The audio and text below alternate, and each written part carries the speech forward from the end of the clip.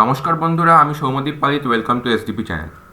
সবাই না ইস্ট বেঙ্গলের এই লাল হলুদ জার্সির রং তুলে নিয়ে যেতে পারে না, নিজের জার্সিটা ওই গায়ে জাস্ট চাপাতে পারে না। সেরকমই হামিদের হলো।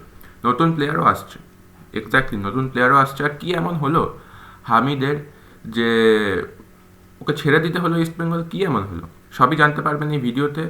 Welcome to SDP channel. বলে রাখি, হামিদ ম্যানেজমেন্টের কিন্তু আগের থেকেই ওর ওপর নজর ছিল যে ওকে বের করে দেওয়ার। ব্যাপারটা কি হয়েছে, ব্যাপারটা হচ্ছে এটা শুরু হয়েছে সেই সুপার কাপ থেকে এবং তার আগেও দুরান কাপ থেকে। হামিদের পারফরমেন্স কিন্তু খুব একটা ভালো ছিল না। গতি ছিল, হেড দিতে পারতো, কিন্তু পারফরমেন্স একেবারে না। পারফরমেন্স ছিল না। 3টে গোল শুধুমাত্র করেছে ইস্ট বেঙ্গলের হয়ে, 3টে গোল। এই ডিসেম্বরের লাস্ট উইকে আমি পুরো ব্যাপারটা সত্যি করে আপনাদেরকে বলেছি, কি বলবো এবার কি হয়েছে। ডিসেম্বরের লাস্ট উইকে কি হয়েছে, একটা ইস্ট বেঙ্গলের মিটিং হয়েছে। ইমামিরও অনেক কর্তৃপক্ষ ছিল। সেই মিটিংটা ক্লোজ ডোরসে হয়েছে এবং তার মধ্যে বলা হয়েছে যে প্রথম কথাটাই হচ্ছে যে হামিদকে আমি বের করবো, আমরা বের করবো, ইস্ট বেঙ্গল ম্যানেজমেন্টের তরফ থেকে এটা বলা হয়েছে।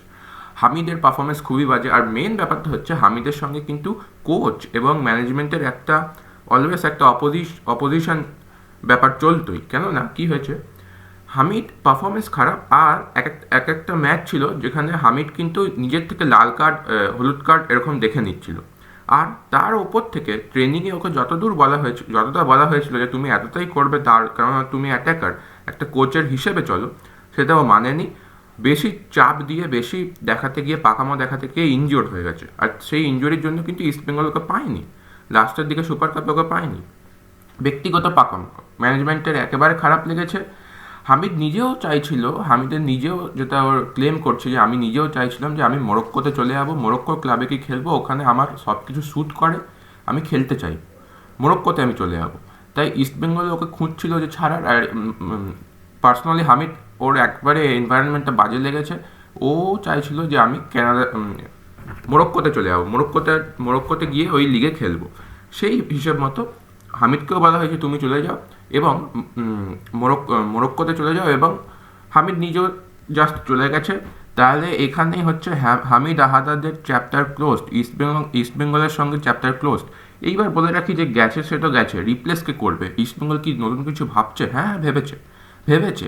খবরও আছে আমার কাছে, খবর আছে যে সান হুন্দাল বলে একটা প্লেয়ার কানাডার থেকে দুরন্ত খেলে কানাডার থেকে। ও ভারতীয় বংশোদ্ভূত। আর ও চেষ্টাও করছে যে ভারতের ওই নো অব্লিগেশন সার্টিফিকেট যেটা আছে, যেটা রিয়ান উইলিয়ামস পেয়েছে, এনওসি, সেইটা থেকে ও খেলবে। ওর এজেন্টের সঙ্গে বরাবর এআইএফএফ এর সঙ্গে কথা হচ্ছে। আর শুধু তা নয়, ভারতীয় অনেক অনেক অনেক ক্লাব, আইএসএল ক্লাবস, যারা কিন্তু শান হুন্দালকে দেখছে। এক্স্যাক্টলি এই শান হুন্দালের ওপর প্রাইমারি 70-80% চান্স আছে ইস্ট বেঙ্গলে আসার। কারণ ইস্ট বেঙ্গলের ম্যানেজমেন্ট এই শান হুন্ডালকে দেখছে, দুরন্ত খেলে, অ্যাটাকিং খেলে এবং অ্যাটাকিং মিডিও খেলে, এবং তার ওপর মেন কথা হচ্ছে ফরওয়ার্ড খেলতে পারে, উইঙ্গারেও খেলাতে পারবেন আপনার। তাই ওর এজেন্টের সঙ্গে কথা শুরু হয়ে গেছে। যতদূর সম্ভব এই জানুয়ারির মধ্যেই এই ট্রান্সফার হয়ে যাবে শান হুন্ডাল। যদি তাও না হয় ইস্ট বেঙ্গল কনফার্ম করে দিচ্ছে যে আমরা এর রিপ্লেসমেন্ট আনবো। থ্যাঙ্কস টু ইমামি ইস্ট বেঙ্গলকে এত সাপোর্ট করার জন্য। কারণ ইমামি না থাকলে হয়তো ইস্ট বেঙ্গল এরকম ভালো ভালো ডিসিশনস নিতে পারতো না। ইমামি বলেছে যে আমরা অনেক টাকা খরচা করেছি, তবুও আমরা করবো, শান হুন্ডালকে আনবো, এবং যদি তা না হয় আমরা একটা বিদেশি স্ট্রাইকার আনবো। এক্স্যাক্টলি বিদেশি স্ট্রাইকার আনবো।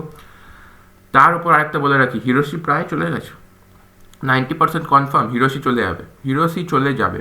কোচের সঙ্গে কথা হয়ে গেছে, কোচের হিসেব মতো এনেছিল, কিন্তু হিরোশি তো হামিদের থেকেও জঘন্য খেলেছে। একেবারে একটা পাড়ার ফুটবলারের মতো হিরোশি খেলেছে, জঘন্য। হিরোশিকেও ছেড়ে দেওয়া হবে ইস্টবেঙ্গলের তরফ থেকে। কয়েকদিনের মধ্যেই আপনারা খবর জেনে নিতে পারবেন। তারপরে বলে রাখি, East Bengal looking to revamp and bolster their forward line up for the upcoming national football league in India. এটা কিন্তু একটা সোর্সেস থেকে বলা হচ্ছে। দুটো ফরওয়ার্ড চাইছে, তার মানে বুঝতে পারছেন হিরোশিও চলে যাবে, হামিদ তো চলেই গেছে, বাকি প্লেয়ার্সরা থাকবে। আর সত্যি কথা বলতে কি, বাকি প্লেয়ার্সদের পারফরমেন্স খুব একটা খারাপ না। আরও বলে রাখি যে ফরেনার্স যেটা রেস্ট অফ দ্য সিজনের জন্য আসবে, ওদের দুটো আসবে, এবং দুটো একটা আসছে অ্যাটাকিং মিডিও, একটা প্রপার স্ট্রাইকার আনবে ইমান। এই ছিল আজকের খবর। আরও বিস্তারিত জানার জন্য, আরও এরকম খবর জানার জন্য দয়া করে সাবস্ক্রাইব করুন। আর আমি যেটা দেবো আমি এটা খবর দেবো, একেবারে পারফেক্ট নিউজ দেবো। আমি অন্যান্য কারোর মতো দেবো না যে এই স্পেকুলেশনস, নেগোসিয়েশনস আমি একেবারে সত্যিটা জেনে উদ্ঘাটন করি আপনাদের কাছে নিয়ে তুলব। ধন্যবাদ দেখার জন্য। লাইক, শেয়ার অ্যান্ড সাবস্ক্রাইব করে দেবেন। ধন্যবাদ।